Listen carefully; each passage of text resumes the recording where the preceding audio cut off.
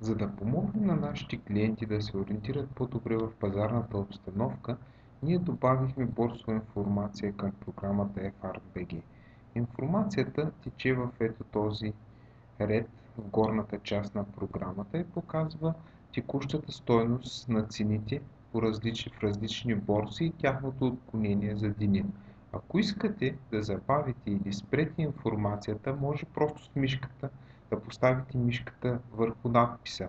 Това ще спре движението на надписа, за да ви позволи спокойно да разгледате цените и тяхните отклонения.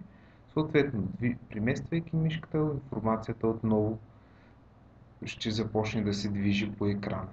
В момента виждате информация само от Чикагската борса, поради естеството и късния час, който правя това филмче, но по принцип има информация от различни европейски борси.